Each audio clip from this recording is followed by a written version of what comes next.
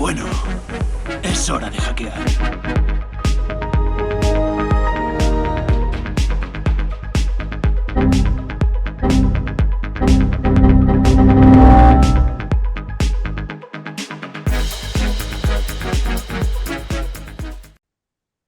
¿Qué pasa, hackers? Bienvenidos a Lo de los Hackers, tu podcast de ciberseguridad. Nuevo mes, nuevo programón y final de temporada.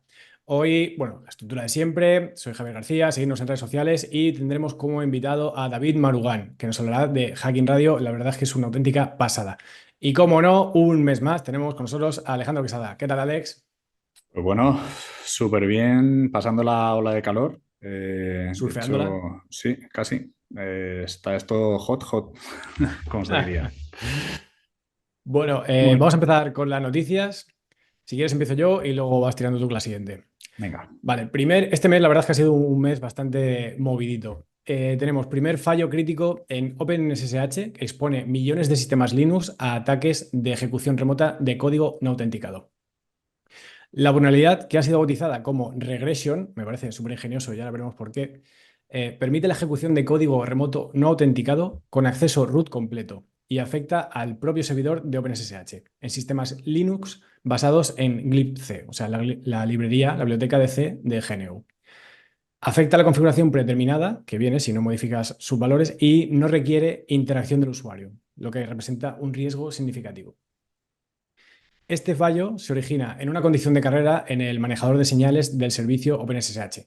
Las condiciones de carrera son vulnerabilidades que surgen cuando dos o más procesos o hilos de ejecución compiten por acceder y modificar recursos compartidos sin una sincronización adecuada, ¿vale? Es cuando intentan llegar a la vez, eh, colisionan y hay un evento inesperado, un fallo. Y en este caso, esa condición de carrera es especialmente preocupante ya que permite la ejecución de código remoto, como hemos dicho, no autenticado y privilegios de root. Esto otorgaría a un atacante un control total sobre los sistemas afectados. Este problema está presente en las versiones de OpenSSH y aquí, ojo, porque había un descontrol total, desde la versión 8.5P1 hasta, pero sin incluirla, la 9.8P1, reintroduciendo un problema que previamente se había solucionado en 2006. Es decir, fue un fallo que ya se había corregido y ha reaparecido el mismo en versiones posteriores del software. Tras cambios y actualizaciones, modificaciones en el mismo software, ha vuelto ese fallo. Bueno, pues búsquedas en buscadores como Censis o Shodan dan, con estas versiones, 14 millones de posibles instancias afectadas y vulnerables a este regression de OpenSSH. La verdad es que para temblar un poquito. Sí. Bueno, aparte de todo lo que está expuesto públicamente en Internet, OpenSSH es utilizado en un montón de dispositivos y Claro, de es un software manera, para gestión remota, claro, que a lo mejor lo he sí, dicho, sí. para gestión remota de equipos por SSH. Sí, pero de manera interna en una red, seguro que hay trillones, porque es un servicio, vamos, sobre todo esta versión más o menos en concreto, y es una cosa que como no la suelen actualizar, a no ser que le hagan un upgrade de todo, entonces, bueno, aparte de los 14 millones, si estáis haciendo algún pentest o algo, seguro que os encontráis alguna versión de estas Eso un es. un poco pochas. 14 millones expuestos a Internet, lo que decías, pero luego a nivel interno, pues Sí. habrán cientos. Entonces, bueno, vamos con la siguiente noticia, que esto seguro que pasa en un montón de sitios, pero bueno, vamos a exponer de qué se trata. El Ayuntamiento de Gijón denuncia ante la policía el hallazgo de un ordenador oculto conectado a la red municipal. Entonces, expertos policiales en delitos informáticos investigan a qué tipo de información sensible ha podido acceder y qué se ha podido hacer pues, con todos estos datos obtenidos. Ya sabéis que los ayuntamientos pues, pueden expedir certificados digitales, etcétera, y hacer ciertas cosas. Entonces, claro, se encontraron haciendo una auditoría un ordenador que estaba detrás de un mueble conectado a un cable de red. Entonces, claro, querían ver pues un poco a qué han accedido, dónde han accedido, qué se han llevado, etcétera. Lo que van a hacer es una auditoría, según ellos, para el control exhaustivo y van a revisar cable por cable para detectar si hay algo más oculto, otra procedencia, etcétera. Entonces, bueno, hasta aquí sabéis que hay una investigación de saber oye, ¿quién ha puesto ese equipo ahí? Quien dice equipo, bueno, aquí vamos a hacer un poco de spameo también. Javi y yo hicimos en 2016 o 2017 un par de talleres de cómo customizar pues mini routers, gadgets y tal. Y ese tipo de gadgets lo puedes conectar a una red y pasa totalmente desapercibido. No hace falta tener un portátil de red ni nada parecido. Entonces, bueno, pensar que si esto lo han descubierto en un ayuntamiento porque estaba detrás de un armario, que no puede haber en un montón de sitios pues, que estén, pues eso, expuestos pues, para el ciudadano, etcétera. A mí, sobre todo, de esto me da mucho miedo. Yo cada vez que, no frecuento mucho, pero cada vez que voy a un centro de salud, hospital o lo que sea, veo siempre los equipos súper desprotegidos y para mí esa es la información más sensible. Claro, pues un poco Mr. Robot mal, ¿no? En lugar de conectarle o una Raspberry Pi, como lo hacían en la serie, o un microcontrolador, o el Orange, o el Pi, o lo que sea, Sí. le metes una torre directamente, un ordenador, No, ¿no? En no, plan, a lo aquí. bruto. Y lo que decía Alex, si no tienen a lo mejor un NAC que detecte cualquier tipo de conexiones a la red o lo que sea, eso pasa inadvertido, pero que pase inadvertido una torre, o sea, me parece bastante fuerte, la verdad. En plan, bueno, ¿eso qué es? Eso yo cuando viene ya estaba Bueno. ahí y ya está, ahí se queda. Bueno, y la gente que siga tirando de bastante hierro, de CPDs y demás, y eso que no esté demasiado mantenido, pues claro, quien tenga, por ejemplo, acceso a un CPD, pues pincha ahí cualquier cosa y anchas Castilla. Eso es. Bueno, ahora vamos con la noticia que creo que ha retumbado a nivel mundial y es la, bueno, para mi parecer, la principal de este mes. Y es que ha sido el fallo a nivel mundial por pantallazos azules de Windows, ¿vale? Y es que este 19 de julio, hace escasos días de esta grabación, una actualización del EDR de Falcon, concretamente Falcon de Chrome Strike. Tenemos un programa hablando de los EDRs y los EPPs, buscando, ahora mismo no recuerdo el nombre. CrowdStrike es un proveedor de seguridad en endpoint. Provocó errores de pantallazos azules en ordenadores de Windows en todo el mundo. ¿Vale? Se estima que millones, de nuevo, hoy vamos a millones a tope, de dispositivos se vieron afectados, lo que provocó interrupciones generalizadas en las operaciones de empresas y organizaciones de todo tipo, desde aerolíneas, que fueron las más resonadas en las noticias, bancos, hospitales, organismos gubernamentales y cadenas de televisión. Vale, el problema residía en una actualización de este DR de Chrome Strike que introducía un fichero escrito en C. También hubo polémica que gente aprovechó para desprestigiar un poco C, C++ y que se pasasen todos a Rust. Pero bueno, este fichero lo que hacía en sus líneas de código tenía un acceso a una zona de memoria protegida del sistema operativo. Y por seguridad y protección de la integridad de los datos, el sistema operativo, el Windows, le hacía un halt con un pantallazo azul como resultado.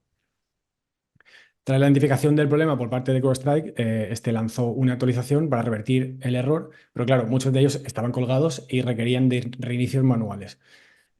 También se publicaron rápidamente por Twitter una pequeña guía, el how-to o un workaround, o hacer esto que funciona, pero también habían diversos problemas como que bueno, el equipo no estaba accesible, había que ir de forma física o que tuviese BitLocker como protección, que bueno, complicaba el proceso.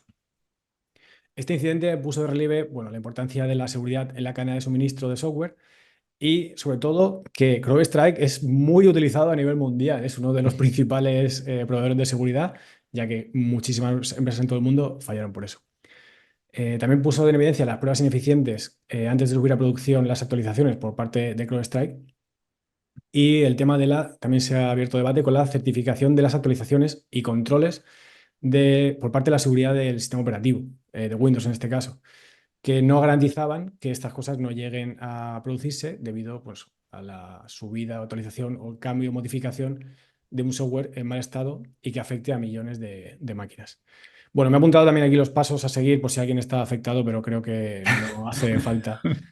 Si CrowdStrike no podía actualizarte en remoto esa actualización y modificarla, bueno, lo que tenía que hacer la gente era reiniciar Windows en modo seguro y en torno de recuperación, bueno, borrar el fichero que estaba produciendo este fallo, que es el C50291 y dentro del directorio que estaba en Windows System 32, drivers, CrowdStrike. Ahí eso lo borrabas, reiniciabas el equipo y el fabricante indicaba que los equipos con cifrado en BitLocker, como decíamos, podrían requerir el uso de recuperación y algunos pasos adicionales. De la clave de Yo, recuperación, perdón, y algunos pasos adicionales. yo creo que lo único positivo que se ha sacado de todo esto, porque siempre está, digamos, un poco el tema de, oye, lecciones aprendidas. Yo creo que esto volverá a pasar y lo bueno que tiene un suceso de estos son los memes. Por- porque A han ver, habido cientos y cientos, ¿eh? si no te afecta y estás perdiendo millones, creo que CrowdStrike perdió como un 13 o un Sí, 14% sí, en bolsa. Si no te afecta, pues bajo. a lo mejor los memes está bien. Pero fue bastante sonado, la verdad, y Sí, tenía sí. eco.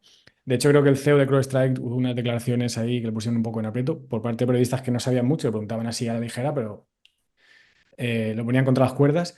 Y no sé si leí de así de refilón que también había sido CEO de otra Sí, empresa de seguridad. sí. No sé si era McAfee, Kaspersky sí, o no, McAfee. sí, creo que McAfee. Y Y también pasó algo parecido hace como sí, 10 años. En plan, sí, gente enseguida empieza a tirar del hilo y saca conspiraciones por todas partes. el Pero bueno, karma.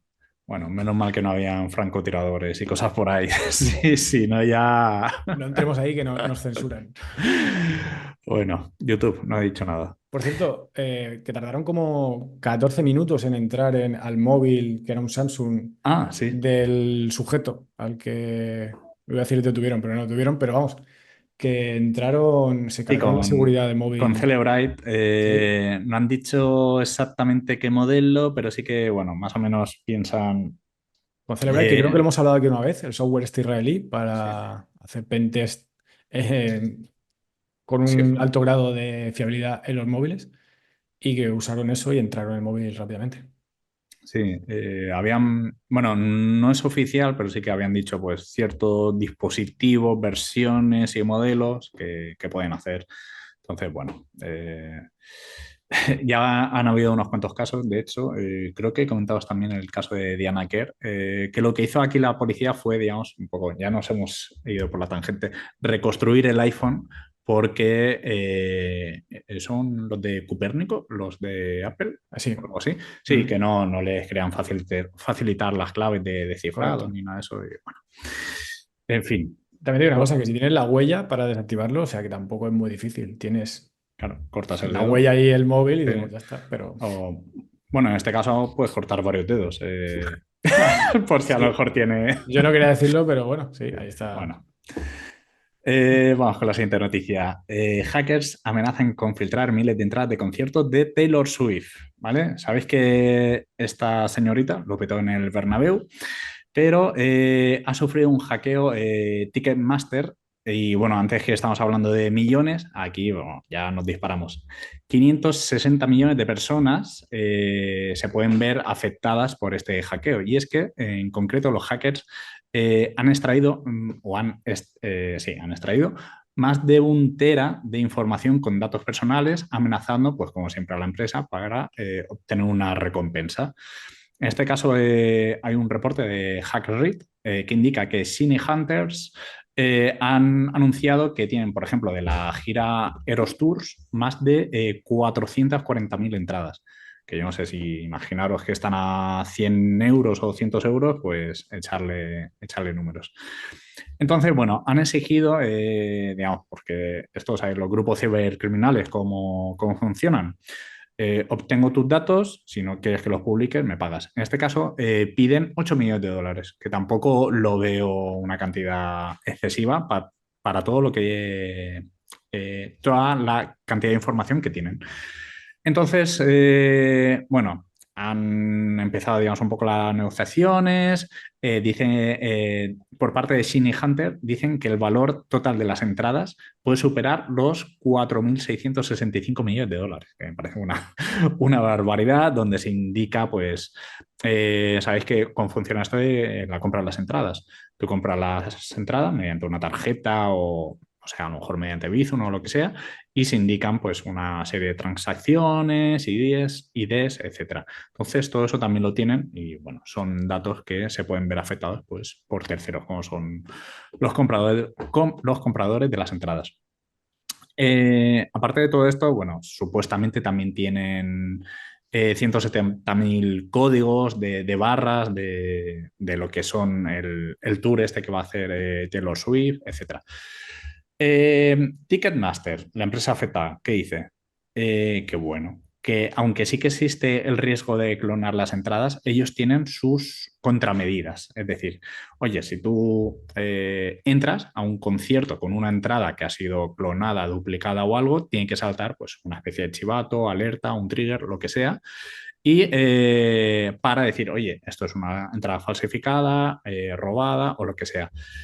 Entonces, por parte de Ticketmaster, pues bueno, pueden haber aceptado, digamos, un poco que han tenido un ciberincidente, pero se excusan o se escudan en que tienen un montón de protecciones contra el fraude, aparte de esta. Que esto, pues, imagino que, bueno, la gente que es futbolera o algo, pues ya sabéis que vais con el abono y hay muchas veces que el tema de la reventa por parte de los equipos grandes, el Real Madrid y todos estos, pues tienen sus medidas, que yo las desconozco, pero bueno, imagino que serán algo similares a esta. Esto es un poco la continuación de la noticia que dimos el mes pasado, ¿no? Que era lo de Snowflake, que habían tenido la filtración y habían accedido a datos de Adobe, NTT, Mastercard, Banco Santander y Sí, Ticketmaster. sí. Y entonces se han cebado ahora con el tema de Taylor Swift porque mueve masas. Uf, y tanto. Claro, cuando has dicho lo de los Shiny Hunters, digo, ostras, esto lo comentamos el mes pasado.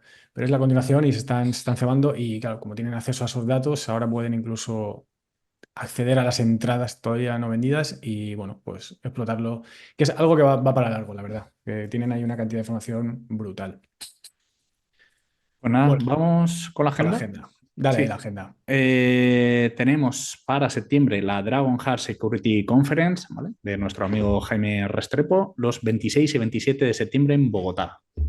Eso es. Y un día antes, 25 y 26 de septiembre, en Barcelona, tenemos el 23º Congreso Internacional de Experiencias en Ciberseguridad Industrial, más orientado a temas de la industria y quizá de IoT, quizá, no sé, nunca he ido, pero ahí está, en Barcelona. Ok. Vamos con la turra.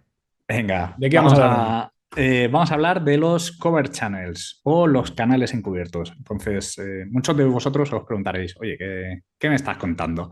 Los canales encubiertos son métodos utilizados para transferir información de manera no autorizada, es decir, vamos a ocultar información dentro de lo que es un tráfico legítimo, que esta palabra le gusta mucho a Javi, dentro de una red. Entonces, ¿qué permite esto? Pues permite que, por ejemplo, un emisor y un receptor se comuniquen secretamente sin ser detectados, ¿vale? Pues nosotros podemos utilizar, pues imaginar un cierto canal, pues ya sea mediante Internet, con diversos protocolos, etcétera.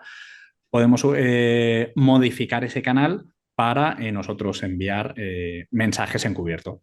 Pero al final es una comunicación por un canal que no estaba, o por un sistema de comunicación que no está pensado para esa comunicación.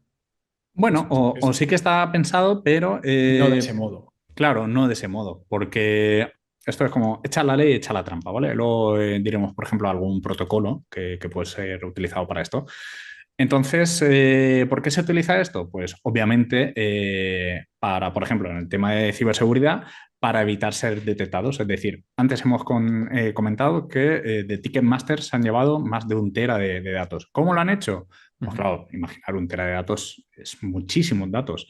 Estos datos, si nosotros los metemos de manera encapsulada o filtrándolos en algún protocolo, pues puede hacer que no salten ni temas de, ¿cómo se llama esto? DLPs, Data Loss Protection o algo así, para Los Data Loss evitar... Protection es para protección Sí, de datos, sí. exacto. Por ejemplo, imaginar datos sensibles como pueden ser una cuenta bancaria, DNIs, etcétera, ¿vale? Esos datos pueden ser, digamos, cifrados o ofuscados de alguna manera para meterlos, por ejemplo, en un canal de comunicación o en un protocolo, ya sea, por ejemplo, el ICMP, que es un protocolo para el control de mensajes en Internet. Es decir, oye, ¿cómo puedo saber si hay un equipo levantado? Pues le hacemos un ping y si ese equipo no responde, pues quiere decir que está el equipo A, está levantado. Ese protocolo de comunicación nosotros lo podemos utilizar, por ejemplo, para encapsular tráfico. ¿Qué pasa? Que si hay algún equipo de threat hunting, algún blue team que ve un gran tráfico de ICMP con grandes cantidades de tráfico, pues va a decir, oye, aquí hay algo que no me cuadra. A todo esto, bueno, se puede encapsular, por ejemplo, en otros protocolos como UDP, ¿vale? Que es para la comunicación DNS, entre otros, HTTPS, ¿vale? Pensar que en un firewall o en algún sistema de monitorización, tú no puedes, a no ser que tengas un proxy con muchos filtros, tú no puedes decir, oye, voy a denegar toda la comunicación HTTPS porque es un Claro, al poco... final se trata sobre todo el ejemplo que está poniendo Alex es para temas de exfiltración de datos. Si alguien ha conseguido entrar en nuestra o meternos algún malware en nuestra organización y lo que quiere es robarnos esos datos, como primer paso, por ejemplo, para un ataque de ransomware, ¿vale? Entran, roban datos y luego cifran. Pueden hacerlo, pueden sacar esos datos no por comunicaciones normales, por HTTPS, por ejemplo, o HTTP, que el firewall lo detectaría enseguida, sino cogiendo esos trocitos de información que nos están robando y encapsulándola dentro de otros protocolos permitidos por el firewall, como puede ser el ISMP. En esos frames o en esos trocitos que pueden quedar de espacios vacíos del ISMP, que utiliza pues, un número determinado de bits, vamos fragmentando la información robada y lo vamos metiendo.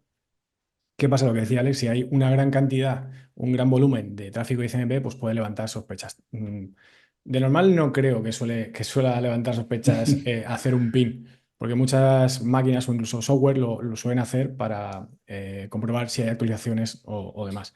Y tanto en ICMP, como decía, como en UDP o en huecos, en frames vacíos del HTTPS. Es muy típica también la del DNS para temas de filtración de datos y el uso de los Command and Control, que ya estuvimos también hablando aquí en otros programas, que utilizan el protocolo de DNS para sacar o meter las instrucciones hacia el Command and Control y manipular el ransom o el malware.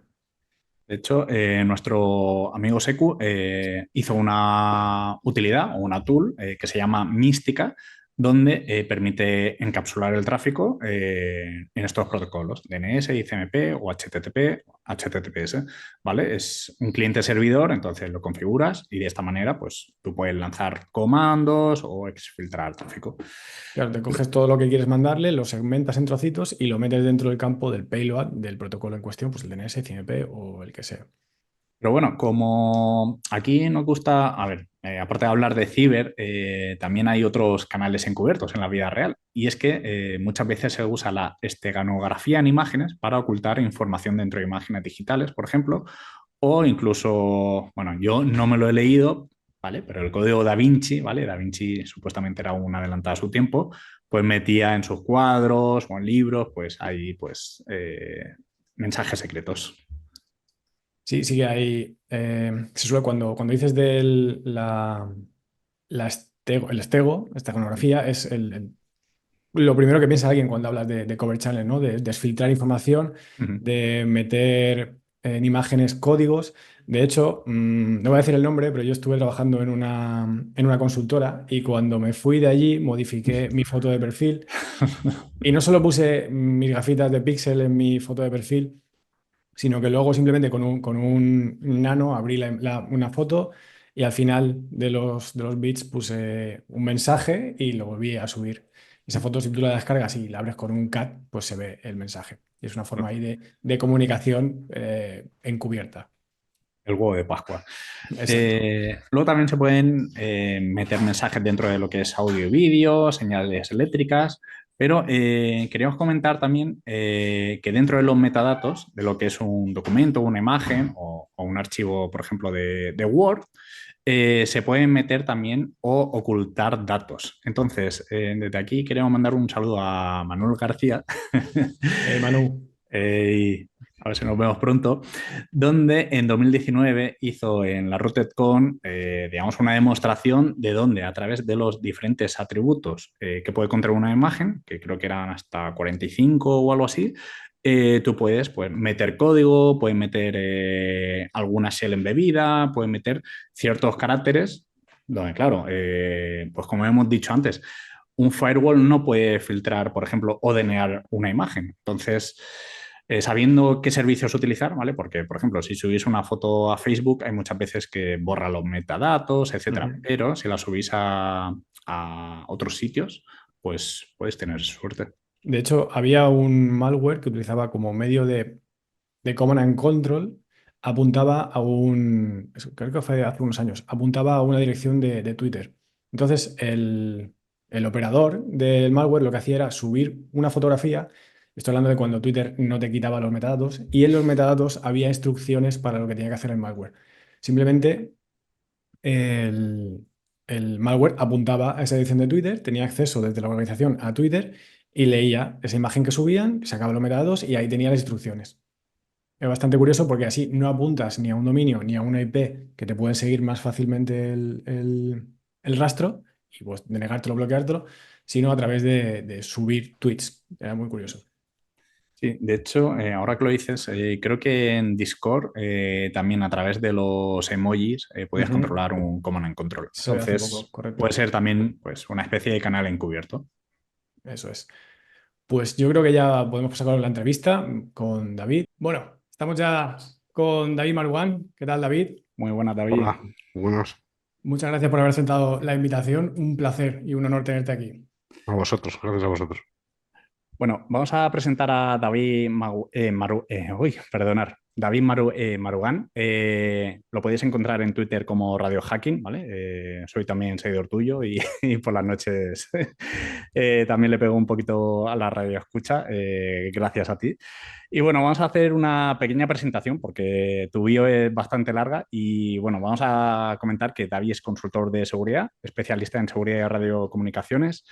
Ha focalizado su trabajo en hacking de radiofrecuencia, seguridad, OPSEC, comunicaciones encubiertas y técnicas de signing, que son inteligencia de señales. También es miembro de Mundo Hacker TV. Ha escrito un par de libros en la editorial Rama, Hacking práctico de red Wi-Fi o Hacking con ingeniería social. También ha colaborado en programas de televisión y radio a nivel nacional, ¿vale? También ha tenido alguna presencia en Cuarto Milenio y creo que En Horizonte también. eso es, en Horizonte. Ha sido también reconocido como top influencer en ciberseguridad en España en top 25 en 2018 y top 50 en ciberseguridad en habla Sí, hispana. eso es postureo, eso ya. Bueno, Eso me gusta menos. son méritos.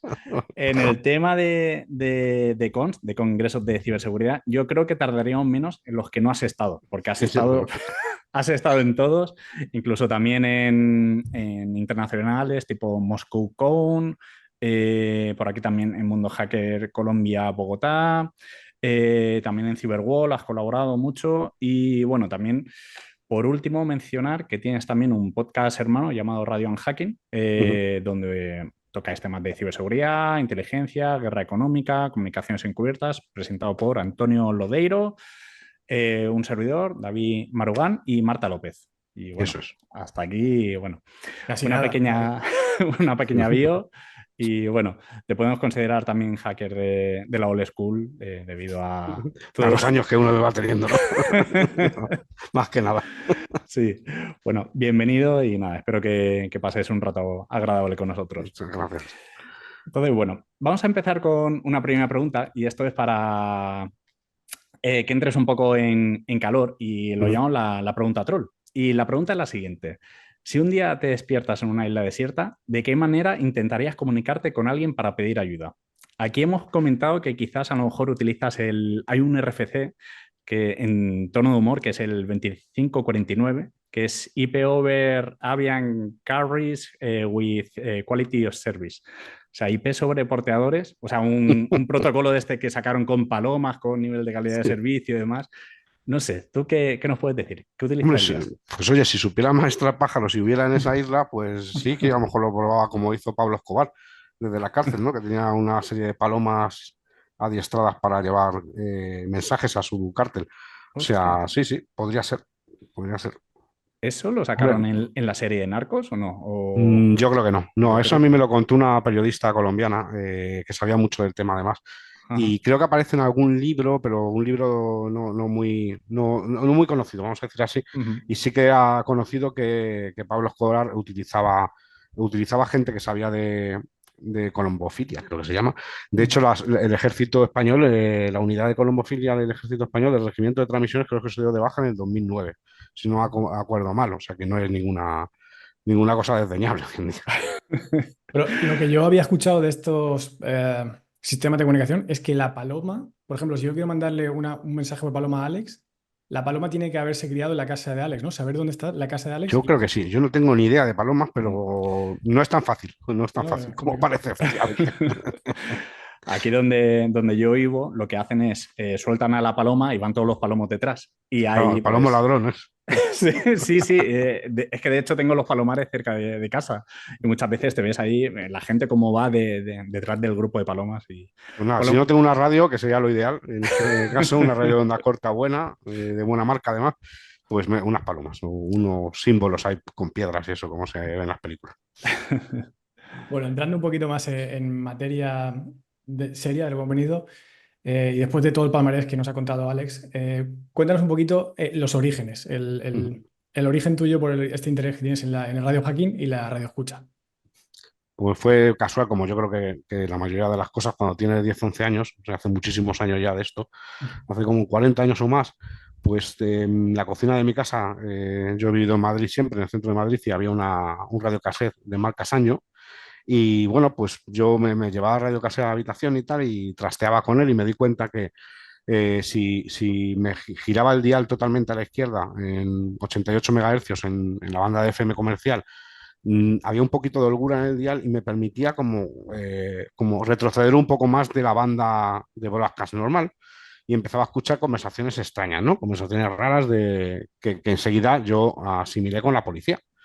Y de hecho, pues escuchaba a la policía. Entonces empecé escuchando a la policía, yo se lo decía a mis padres y decían que estaban, bueno, no me hacían ni caso, o sea, creían que era mentira, pero sí, sí, yo escuchaba a la policía en los años 80, a principios de los 80, y empezó por ahí, me empezó a interesar porque me parecía muy curioso que con un radiocassette, con una modificación tan básica, pudiera escuchar a la policía, que era algo que daba bastante juego, claro, y más con 10 o 11 años, ¿no? Entonces, por ahí empezó, por ahí empezó.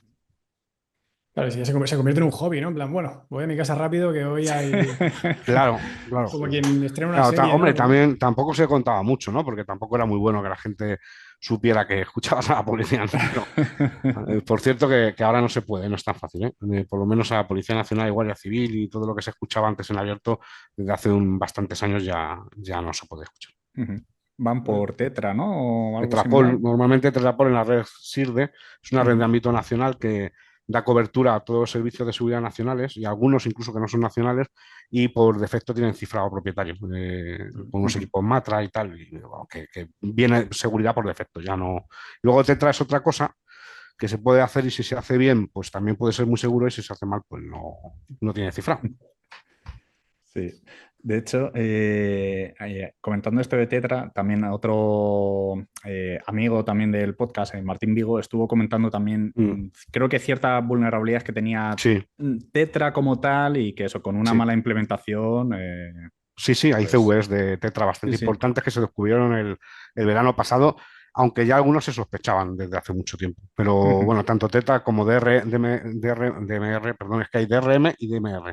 DMR en digital, en comunicaciones digitales, también es similar a Tetra y también lo utilizan algunos cuerpos de seguridad de empresas de seguridad privada, que bueno, que también hay que ver las implementaciones de software y de hardware y tal, porque claro, como cualquier otra cosa pueden tener Claro, eso es. vulnerabilidades. Bueno, continuamos con, bueno, aquí esta es una pregunta ya, digamos, un poco a la historia, que la saqué un poco por el tema de la charla que disteis en la RUTE del camino de Hack Sí, Santiago. de Santiago, sí. Sí, Santiago. Sí, Menudo con nombre. Vera, con Sí. mi amigo Vera, sí, Jesús Manuel Vera. ¿Qué importancia tuvo Marconi en el desarrollo de las comunicaciones por radio y cómo influyó? Porque es muy curioso. Bueno, comenta la historia y luego comento yo el chascarrillo. Pues sí, a ver, la historia, Marconi empezó a experimentar en el siglo XIX, a finales del siglo XIX, con radio. Bueno, sabéis que se lo disputaba, luego el tema de la radio es súper disputado, ¿no? Hubo una persona de Rusia que también Popov, que quería, tal, Tesla, bueno, hubo un montón de rivalidades en este aspecto, pero lo cierto es que se asume que Marconi pues, fue un pionero, obviamente, en esto, y empezó a experimentar con la radio, pues eso. Para transmitir a distancias significativas, patentó el sistema más o menos en 1895-96, no me acuerdo ahora bien, y la primera transmisión fue en 1901 que fue quizá la primera demostración de gran alcance, ¿no? Entonces fundó una empresa de telegrafía sin hilos y luego pues empezó a meterse mucho en la parte de telegrafía sin hilos, de Morse, etcétera, y en 1909 ya le dieron el premio Nobel. Entonces él hacía unas demostraciones muy, pues muy con la crème de la sociedad londinense de aquella época, a principios del siglo XX, en 1903, por ejemplo, ante la Royal Institution de Londres, pues para hacer lo que hoy diríamos una demo, ¿no? Una demo de, porque él decía que era más o menos, esto explicaba así, coloquialmente, él era un poco prepotente por lo que dice la gente contemporánea, ¿no? De que trató y parecía que era un poco prepotente, que decía que el Morse era irrompible. O sea, nos suena esto, ¿no? Que no se podía hackear, como se dice hoy en día, ¿no? Y entonces, claro, hoy nos puede dar risa porque dice, joder, Morse, ¿qué me estás contando? Pero en aquella época daos cuenta que era magia negra, para la gente no sabía ni lo que era radio ni nada por el estilo, y el Morse mucho menos, ¿no? Entonces él tenía cierto interés porque fundó una compañía, de hecho, de telegrafía sin hilo. Daros cuenta que la Armada inglesa en aquella época, para comunicar con los barcos, tenía que emplear cables submarinos. Entonces era costosísimo. Entonces, esto era una revolución, pero había una problemática, es que había también establecidas compañías de cable submarino que se iban a ir a la ruina. O sea, das cuenta que en ese momento, pues era como hoy Google, Amazon, o sea, eran grandes empresas que estaban a ese nivel tecnológico, pero que se la jugaban también a una carta, ¿no? Entonces, en 1903, pues hizo una demo con toda esta sociedad londinense y se supone que tenía que, desde Portsmouth, de Cornualles, tenía que mandar un mensaje y se recibía en la Real Sociedad de Londres, ¿no? Y ahí pues, había un ayudante que se llamaba Fleming y entonces tenía que transcribir un mensaje que le mandaba Morse, básicamente. Entonces llegó un momento que no se supone que todavía no estaba empezando a transmitir el mensaje, pero empezó a decodificar en Morse un mensaje de alguien que decía algo así como ratas, ratas, ratas, hay un italiano bajito que se está tomando el pelo. Entonces, obviamente, no era Marconi, que era italiano, evidentemente, y era algo que hoy llamaríamos un troll, ¿no? Era pues alguien, un señor que se llama Neville Maskelyne, que era un tío conocido porque su familia era una familia de ilusionistas y el tío luego trabajó también en la Segunda Guerra Mundial, su familia, en tema de decorados fake y todo esto para hacer que había tanques y no había, tema de ilusionismo, era gente muy relacionada con la inteligencia de aquella época y este era lo que podemos decir hoy un hacker, ¿no? Entonces el tío lo que hizo fue, pidió prestado a su tío una antena de cuadro, no sé qué, se puso en hombre en medio, hizo un man in the middle, se puso entre el barquito donde estaba Marconi y la Sociedad de Londres y ahí se puso a transmitir con más potencia y le pisó. Y entonces mandó ese mensaje y fue un escándalo en el Reino Unido que os podéis, es como si ahora mismo hace, yo qué sé, pues Amazon una demo o Google una demo de un teléfono y apareces en la pantalla, ¿sabes? Pues es algo parecido, de ese calibre, ¿no? Entonces, bueno, en los periódicos de la época se insultaron y tal, y había malas lenguas que decían que Neville Maskelyne en realidad trabajaba patrocinado como un black hat, como un ciberdelincuente, patrocinado por las compañías que tenían telegrafía con hilos, para que eso nunca llegara, nunca se supo, obviamente, pero es el primer hacking de la historia, realmente, o primer ataque, vamos a decir, tecnológico de la historia, o yo que yo considero, y yo creo que también la cuna del hacking. Yo creo que el hacking nace en la radio porque, de hecho, la radio fue la primera comunidad en torno a una tecnología, porque fue la primera, de hecho. Entonces, ahí nace, yo creo, para mí el hacking, ¿no? Y por eso tiene tanto que ver con el hacking actual. Sí. Qué bueno, ¿no? Claro, estaban frente a un cambio de paradigma y estas empresas de cableado pues Claro, veían se peligrar todo el resistían, negocio. claro. Luego, claro, él ganó mucho prestigio porque daos cuenta que cuando el hundimiento del Titanic y todo el naufragio del Titanic y todo esto, el Morse salvó muchas vidas, porque en aquella época, imaginaros, el poder dar la voz de alarma a través de Morse en ese naufragio, de hecho, creo recordar que el armador del Titanic dijo que se había salvado muchísima más gente gracias a un italiano que se llama Marconi, y lo hizo público. Entonces, en aquel momento, obviamente es como el descubrimiento prácticamente de Internet, vamos a decir así, de su época. Pues sí, pues bueno, chicos, ya sabéis. Bueno, me gustaría ver cómo se marcó el triple este, porque claro, tú dices, más o menos me puedo poner aquí, pero ¿a qué distancia para hacer este man in the middle? ¿O tendría más potencia la antena? Es que... O ambas, o solo una. Me refiero que al Claro, final entró antes que él, en aquel momento nadie estaba transmitiendo sí. y él se metió por medio y ya está. Dijo que utilizó una antena enorme que estaba bastante cerca de donde estaba Fleming y bastante lejos estaba Marconi. Entonces, obviamente, le pisaría, no sé si le llegó a pisar o directamente transmitió antes que él. Entonces, a ver, lo bueno que tenía que la gente que estaba allí no sabía Morse.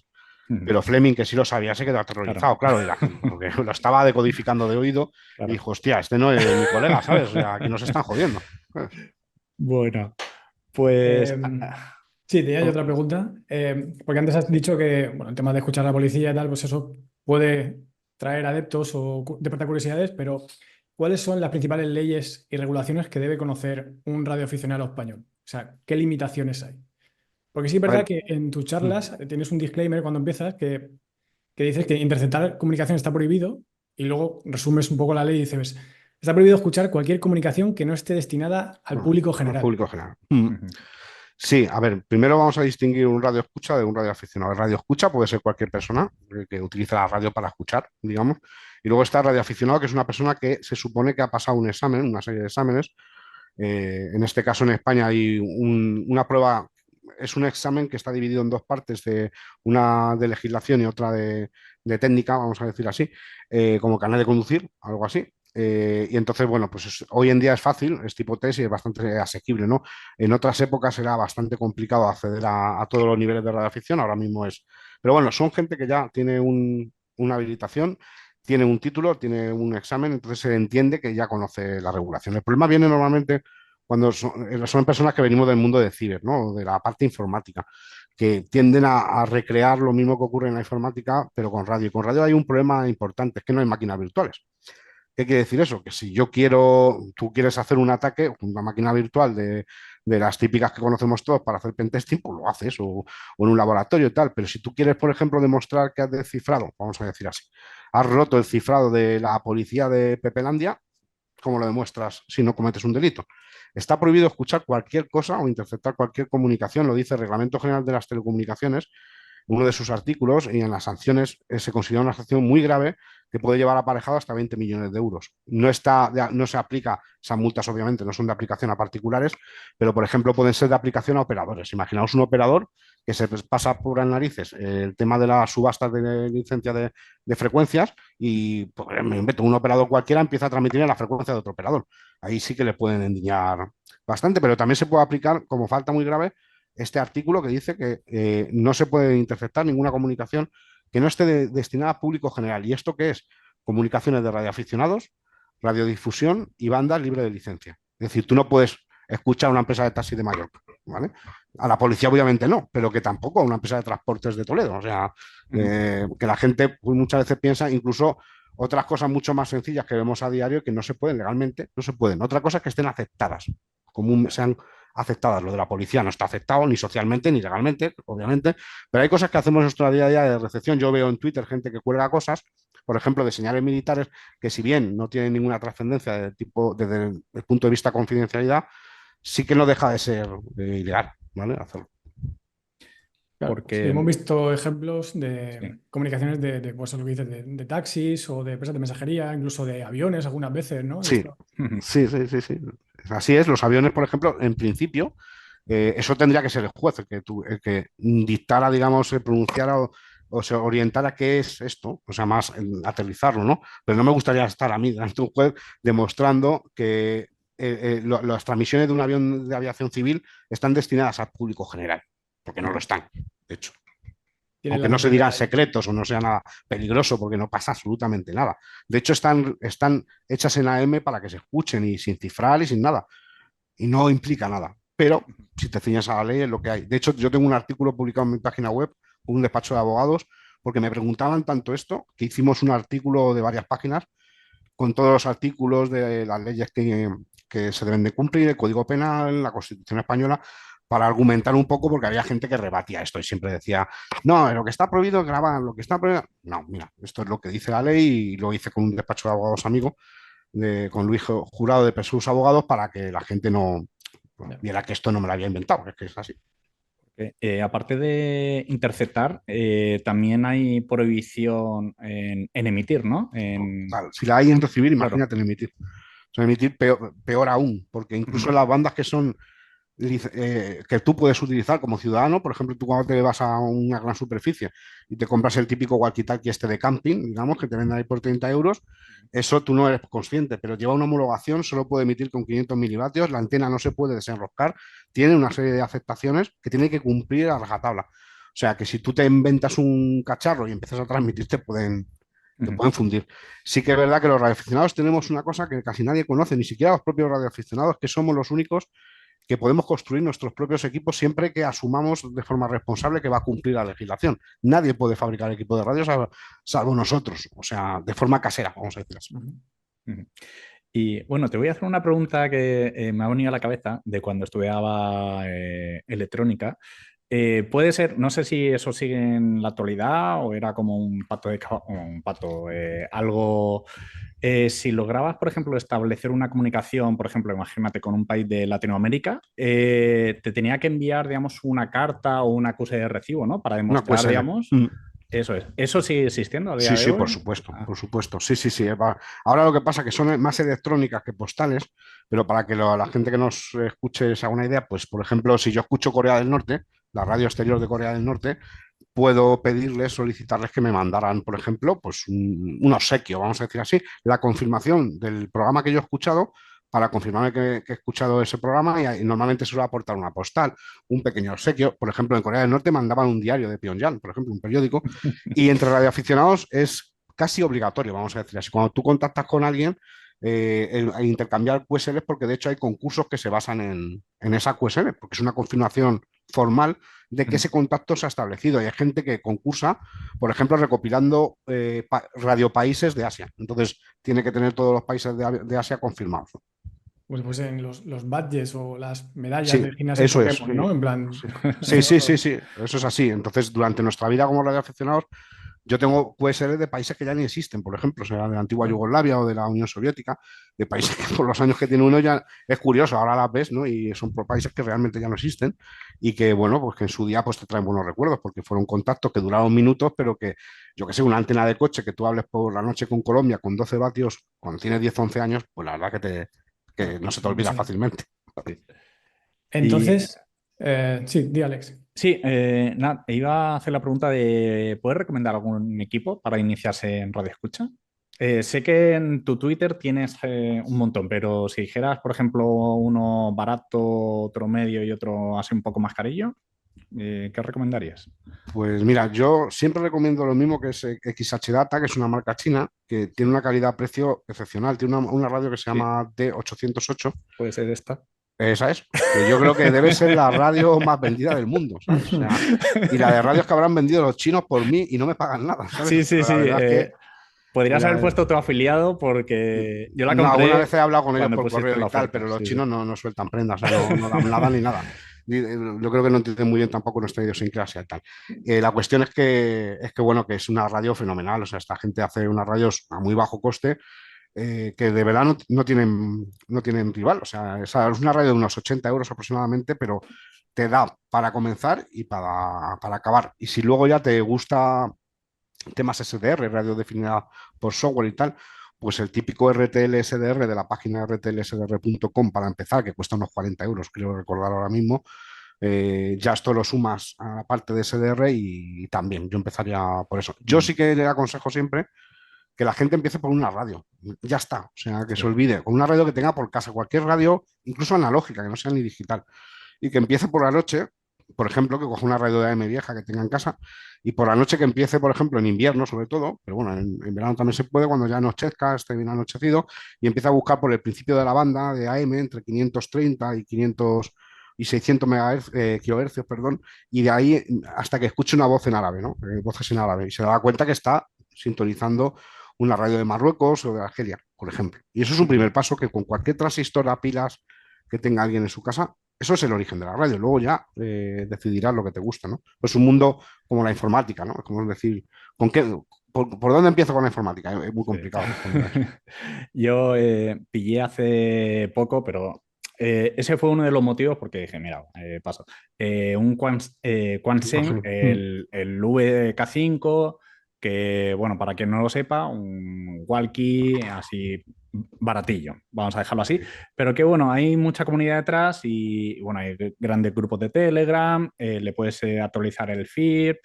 Luego, cosa peligrosa es abrir las bandas, porque lo que has comentado antes, también puedes emitir Sí, sin querer y eso. claro, claro. Y, No, y aunque no las abras si no tiene licencia, eso no se puede utilizar. Ese walkie requiere claro. licencia y examen. Ujú, Entonces, mucha gente no lo sabe y como lo venden en Amazon, dices que lo venden en Amazon. Ya, y un ujú, cuchillo también, pero para ciertos usos, no para apuñalar a alguien.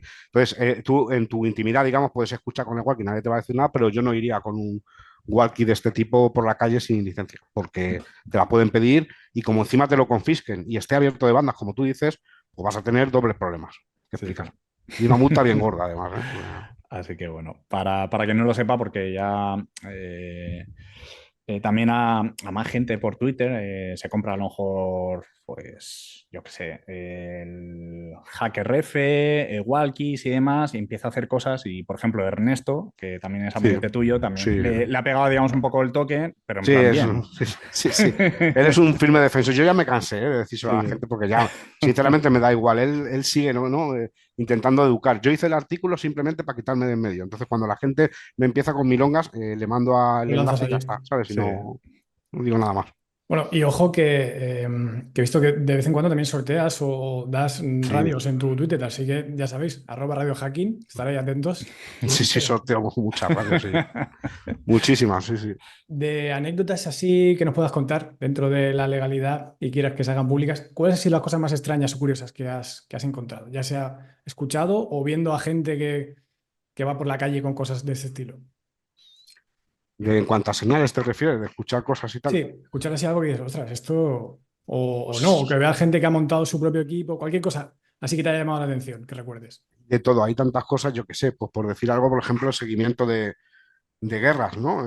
O por ejemplo, los enlaces humanitarios en 27 MHz cuando empezamos en esto, para inmigrantes, para terremotos, o sea, la colaboración en emergencias y también lo que pasa es que no puedo contar el qué exactamente, pero también en la guerra de los Balcanes, por ejemplo, se vivieron momentos bastante críticos a través de radio que yo creía que no iba a vivir nunca. Y actualmente, poner algo muy reciente, es, por ejemplo, en la invasión de Ucrania, tenemos una charla hecha que está en YouTube que hice junto con un colega, Fernando, que es radioaficionado también, y estuvimos investigando durante un año las comunicaciones de los rusos en la invasión de Ucrania y hubo muchas curiosidades y muchas conversaciones que la verdad que se te quedan grabadas, o sea, de gritos, de guerra, bastante curioso.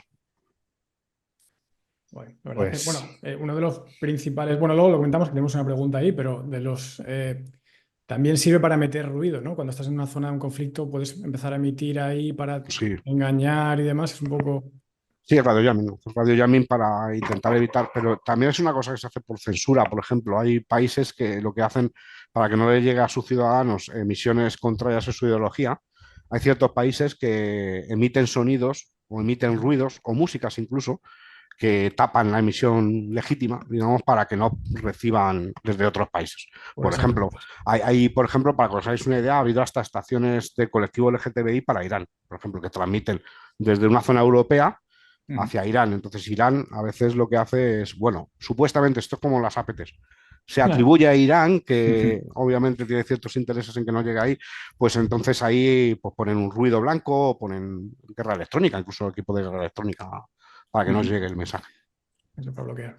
Porque claro, esto si lo extrapolamos a amenazas de seguridad en las radiocomunicaciones, claro, aparte de los organismos que determinan las frecuencias, ¿hay algo más? Pues claro, hoy en día el espacio eléctrico, alguien puede llegar y decir, pues yo empiezo a emitir No, y... o no. la radio es la tecnología más antigua y por tanto la más regulada del mundo. Ujú, Entonces existen un montón de convenciones y normalmente la UIT, que depende de la ONU, es el que armoniza los planes de banda. O sea, luego se hacen directivas y se aplican o no, dependiendo del país, pero sí que hay una armonización de bandas en las que más o menos alguien es un juez imparcial en el mundo, digamos, vamos, es un organismo que vela porque no nos matemos entre nosotros con la radio, ¿no? Entonces, básicamente lo que pasa es que no se respeta. Y, por ejemplo, hay sistemas que pisan frecuencias críticas o que hacen, por ejemplo, radares sobre el horizonte.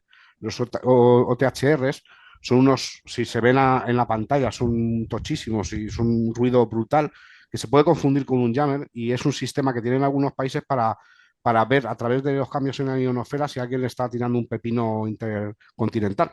Entonces, estos sistemas van barriendo todo HF y bueno, la gente denuncia que eso está pisando frecuencias críticas y se mete en sitios donde no se tiene que meter, pero a ver, suelen ser países que no tienen como mucho apego por la legalidad, ¿sabes? Entonces, que les da un poco igual que les denuncie ante la ONU o lo que, como todo en este mundo, ¿no? Pero sí hay mucha regulación. Claro, porque si, por ejemplo, Alex empieza a emitir en una banda protegida, tienen que rastrear hasta el origen de esa emisión, que eso tampoco es fácil, ¿no? Quiero decir, vas buscando la potencia y al final lo encuentras o Sí, denuncias. Es más fácil de lo que parece, ¿no? si se quiere es más fácil de lo que parece. Otra cosa es que haya propósito o que estés haciendo tú. O sea, si te pone, ha habido, por ejemplo, casos de lo que llaman ghost controllers, operadores, controladores fantasma. En Argentina y Estados Unidos hubo dos casos, también muy curiosos estos temas, ¿no? De unos señores que es lo que se ponían era a imitar la torre de control de un aeropuerto, en la cercanía de un aeropuerto, y llegaron a cerrar el espacio aéreo en algún caso, ¿no? En los dos casos los pillaron, ¿vale? Y hay equipos que están especializados en cazar ese tipo de interferencias hay sondas desplegadas por todo el país y hay equipos que están preparados para eso. Y si se quiere, obviamente sí te van a localizar. Ojo. Claro, eso en cuanto a la emisión. La imagino que la recepción ya es mucho No, más. es imposible. La recepción es imposible porque es pasiva totalmente. No, Entonces, No. cuando los programas estos de radio dicen somos el programa más escuchado, nos escucha el 90% de la gente, ¿eso cómo lo hacen? ¿Estadístico y a voleo? ¿Se lo inventan? pues si no es IP, bueno, si es IP está claro, ¿no? Pero si no es IP, si es radio pura, pues es por encuestas que haga, me imagino, No hay otra porque forma. no hay feedback, no hay vuelta de comunicación bidireccional con el receptor, claro. Sí. Vale, vamos Hablando a... de... Sí, Sí, mira, una pregunta, David. No sé si has visto una serie de Netflix que se llama La luz que no puedes ver. No, he oído el título, pero no lo he visto. Vale. Si se viene quieres, spoiler. es que el spoiler es... tiene componentes de radio, ¿eh? Ah, vale, pues está bien saberlo. Te Alguien puede me lo parecer... dijo alguna vez, Sí, te pero puede no me he parecer un acordado. poco una moñada, pero bueno, yo la vi y no está mal. A ver, Ujú. está Pues la guay. veré, la veré. Entonces, son 4 capítulos, te los puedes cargar en un fin de semana. Pues la veré. Entonces, bueno, no te quiero decir nada más, pero eso, tiene componentes de emisión de radio, ilegal, etcétera. Bueno, está guay. Estupendo. Pinta bien entonces, sí. Sí. Vale, vamos a situarnos en un escenario bélico. Imaginemos que otro podcast nos declara la guerra, ¿vale? Por no decir países. Y por no enfrentarnos entre nosotros, vamos a decir que es tierra de hackers. A nosotros, nos declara la guerra. Los primeros objetivos de una guerra son destruir infraestructuras, ¿vale? Como las comunicaciones. Imaginemos que nos quedamos sin los medios de comunicación típicos, como las antenas 5G, satélites o la fibra. La pregunta es, ¿qué medios o tecnologías de comunicación alternativa podríamos utilizar que tú sepas que se están utilizando actualmente en conflictos bélicos?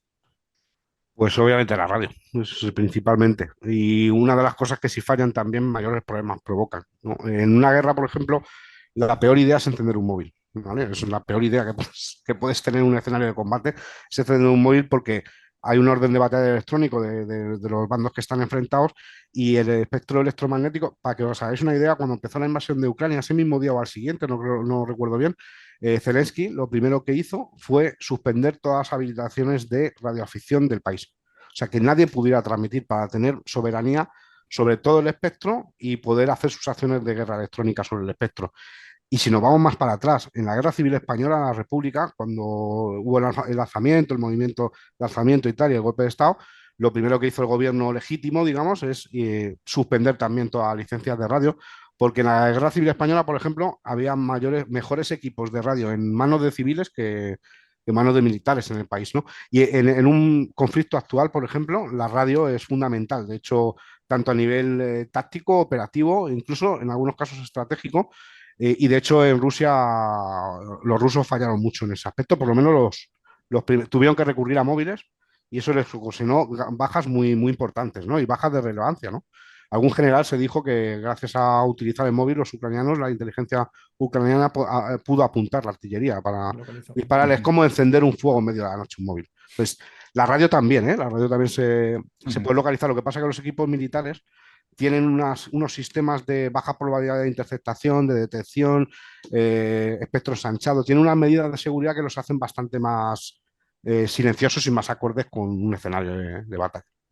Porque para interceptar la radio también se hace por triangulación, como hacen las antenas móviles, o... Sí, sí, pues es muy similar, es muy similar. Hay equipos de guerra electrónica que están dedicados a triangular, por tiempo, por estimación, a triangular señales, efectivamente. Y es casi a tiempo real.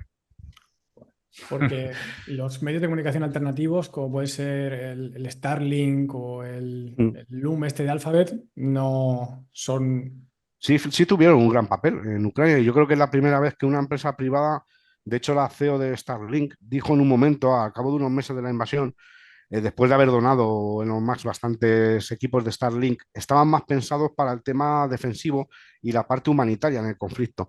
Pero como se estaban empezando a utilizar para guiar drones en ataques de forma ofensiva, la CEO dijo bueno, que había una controversia porque Ya. ya estaban jugando un papel activo en una guerra. Y es la primera vez que una empresa civil, digamos, era parte de un bando. Antes, pues los satélites eran de uso militar. Yo creo que en la invasión de Ucrania hemos visto el paradigma de que las empresas han tenido ya un papel, no digo las empresas privadas militares que ya llevaban desde hace muchos años, sino digo las tecnologías de comunicación satelital con Starlink han modificado también el El tema juego. del juego. Sí. Pues Pero no va a también los ser... rusos han intentado hacer jamming a los canales descendentes de los satélites de Starlink. O sea, hay una guerra en Sí, el éter que la gente no lo ve, pero se está librando. Igual que en ciberseguridad, en los típicos mapas de ataques que sí. siempre se enseñan en los SOC cuando no se tienen nada que enseñar, pues en este caso también habría un mapa de ataques de radioeléctricos, vamos a decir eso. El paradigma, yo no sé, espero que tarde muchos años en venir las próximas guerras, pero es que es incertidumbre total. Sí, sí, las empresas forman Eh, parte de la guerra ya. Y los igual, civiles también, ¿no? sí, sí. Igual sí que de la pregunta coña que hemos tenido con el tema de las palomas, a lo mejor no es tan mala idea.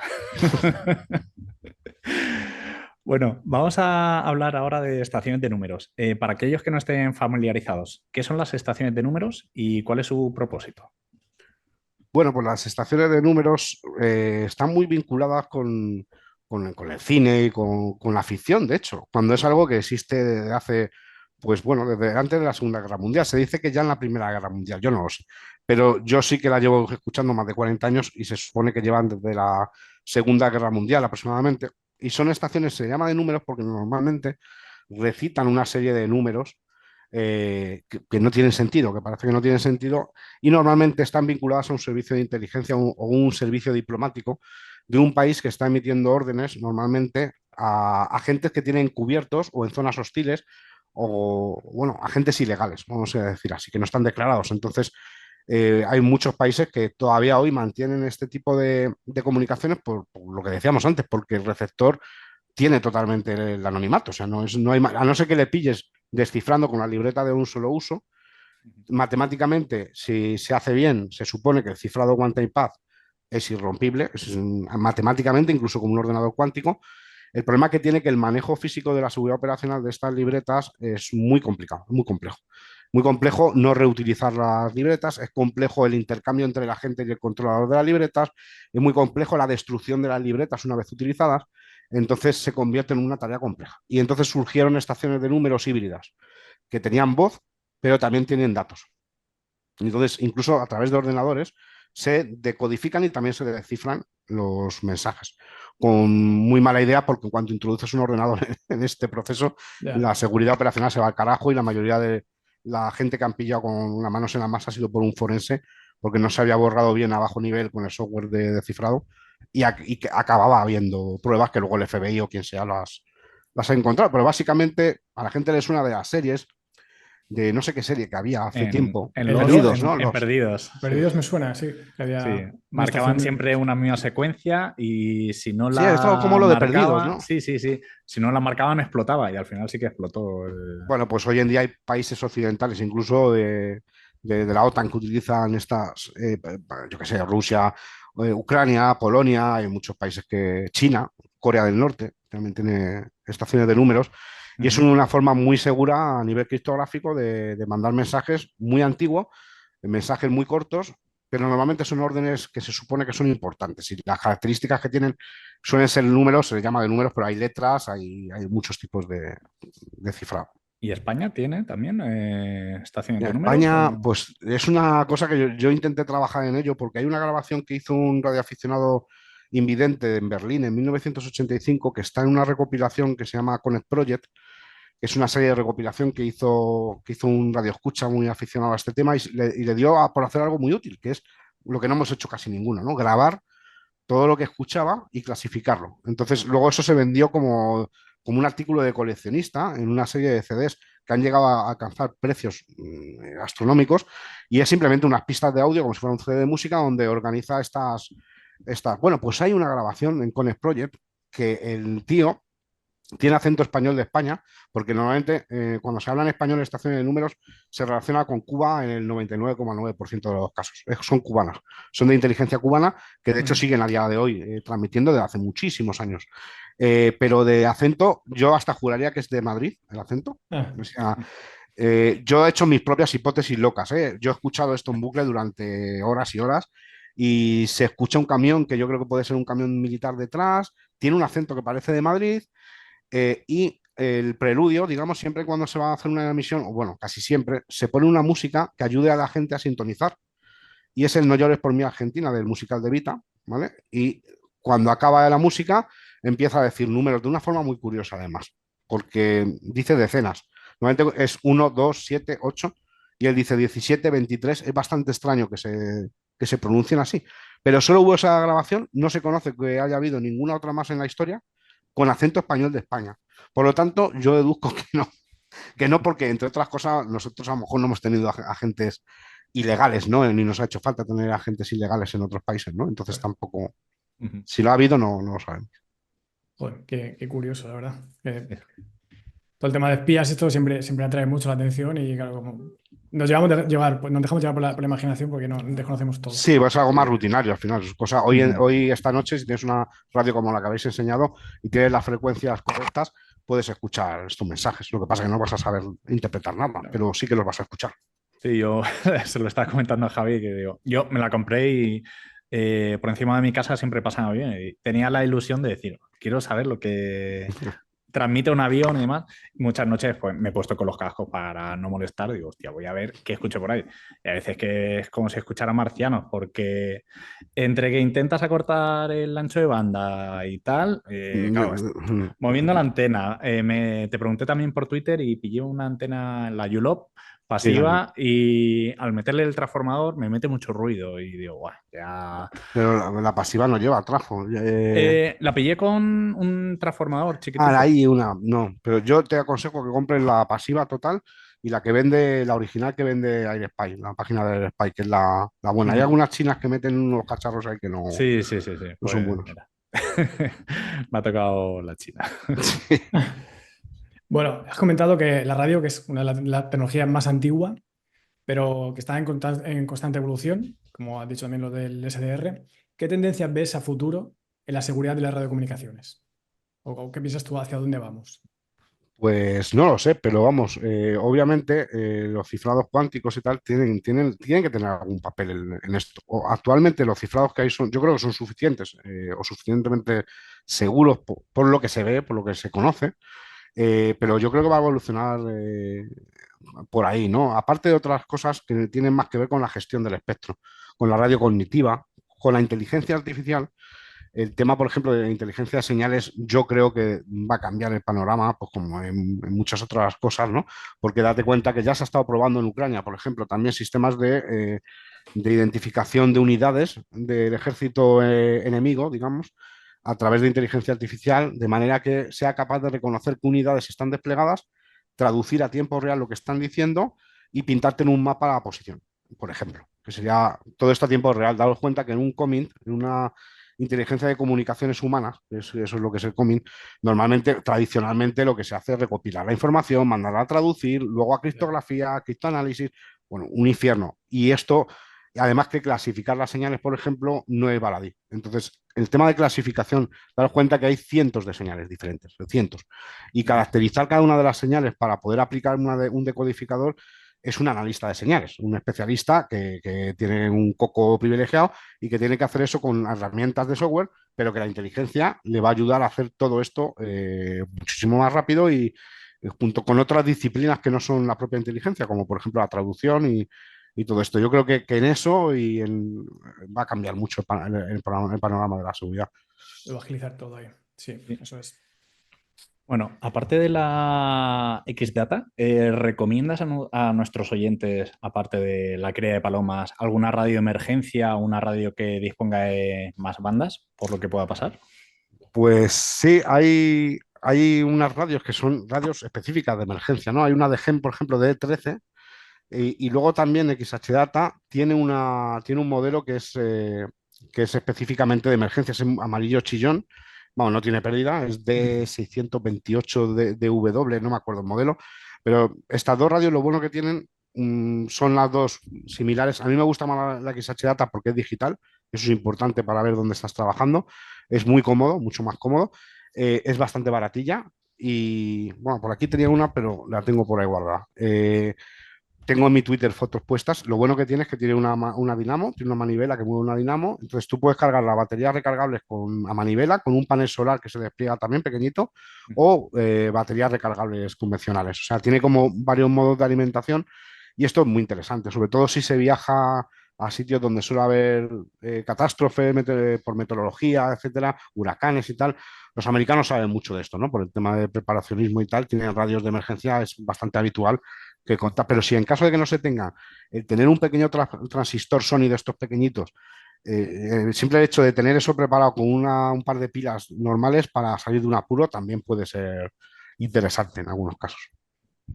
Eso es. De la pandemia yo creo que se ha aprendido poco, pero si pasa algo más gordo, igual de estas cosillas sí que se puede sacar algo. Bueno, en la invasión de Ucrania volvemos a lo mismo. En la invasión de Ucrania la BBC, por ejemplo, rescató transmisiones en ruso que había abandonado, emisores, torres de emisión que habían abandonado por ser obsoleta. Aquí hay un peligro que se está corriendo, que es que todo pasa al mundo IP y la radio Ujú. desaparezca. Esto es un peligro real.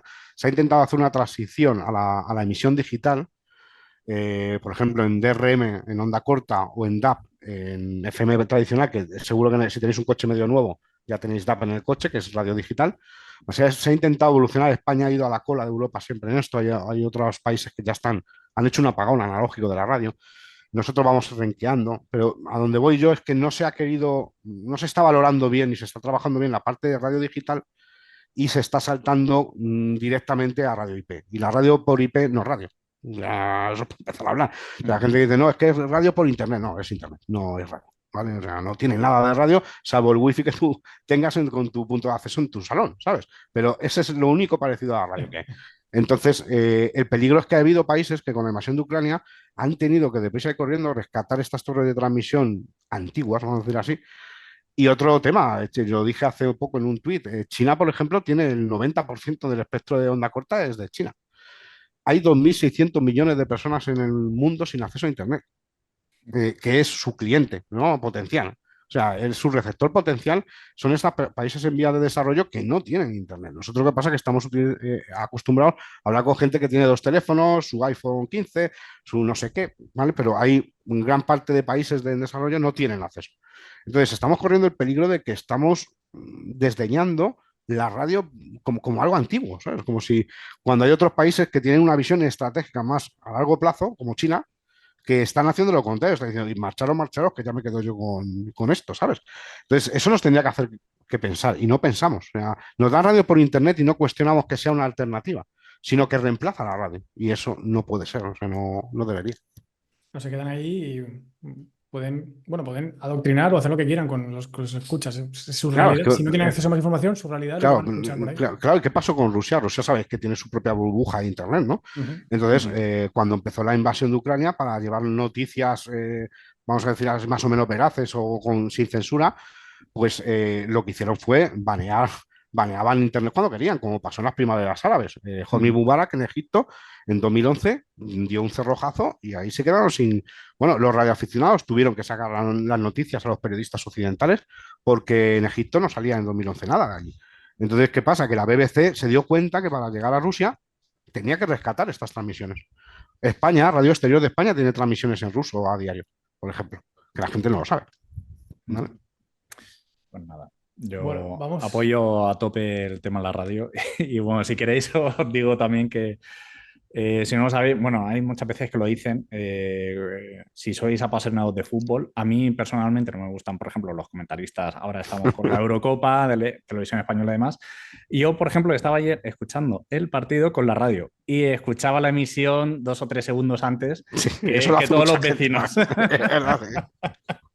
Se Así que viene bueno. gol, ¿no? Sí, se viene. Claro, y de hecho en Movistar y todas las plataformas estas de streaming te dejan, oye, seleccionar el audio de Cadena Ser, COPE, etcétera, por si te gustan un poco más. Claro. Claro, pero es que date cuenta que el día que no quieran que veas el fútbol van a Claro. cerrar el grifo es muy fácil y restringir una emisión en onda corta es muy complicado. Técnicamente se puede intentar, pero es muy complejo y muy costoso. La resistencia, por eso sale siempre en las películas, ¿no? Si estás escuchando esto, es la resistencia, claro. Sí. Efectivamente. Bueno, nos has recomendado varias radios. ¿Hay algún curso o recurso? Perdón, ¿hay algún recurso, libros, cursos o comunidades que recomendarías para aprender más sobre estos temas? Que pueda decir a la gente que nos está escuchando, que empezar por ahí. A ver, yo siempre que me preguntan por dónde empiezo es que es difícil responder por el tema de cómo empiezo con la informática, ¿no? Es una cosa Sí. como, pues depende de qué quieras, es muy difícil, lo sabéis perfectamente, ¿no? Pero, por ejemplo, una cosa que yo creo que vale para casi todo es ser radioaficionado, o sea, sacarte el examen. O sea, yo creo que vas a la web de URE.es, que es la Unión de Radioaficionados Españoles, tienen una oferta especial, que es el librito del examen con no sé qué, tal, que le dan 30 euros o algo así, no sé si lo tendrán todavía, pero si tú te sacas la licencia, tienes unos conocimientos básicos para empezar. Ya por lo menos empiezas a saber qué quieres. Cuando ya sepas qué quieres, entonces ya, por ejemplo, hay páginas web como Prion. Prion, por ejemplo, es una página web. Prion es como escuchar en ruso, ¿vale? Y es una página web que lleva una comunidad anónima, ¿vale? Que está dedicada al estudio de estaciones de números, sobre todo del ámbito ruso y estaciones militares. Hay radiofrecuencias.es en español, que es un foro donde hay gente que sabe muchísimo análisis de señales y algunos colegas que trabajan allí en el foro para ayudar a hacer análisis de señales. La Asociación Española de Radioescuchas, AER, por ejemplo, tiene una web con unos listados muy interesantes de emisiones en onda corta. O sea, es buscar un poco por internet, porque hoy en día, yo cuando empecé no había internet ni había nada, nos pasaban fotocopias y como clandestinas y a duras penas, pero ahora hay mucha información. Yo empezaría de verdad, o sea, para separar polvo de la paja, sacándome la licencia, porque es muy asequible, económicamente son las tasas, es muy, muy barato, y a nivel de estudio es darle una vueltecilla, hacer test de prueba y antes era más complicado, ahora es bastante sencillo. Asequible. Perfecto, pues ese es el consejo que mandamos a la gente que nos está viendo y escuchando. De nuevo, muchísimas gracias, David, por haber estado aquí. Nos lo ha pasado Gracias, genial. Gracias a vosotros. Por nuestra parte ya estaría. Si queréis decir algo. No, nada, pues saludar a todo el mundo y nada, agradecer vuestro tiempo y vuestra atención. Venga. Pues gracias a ti y el resto. Nos vemos en el próximo programa. Manteneros ciberseguros. Un saludo. Chao.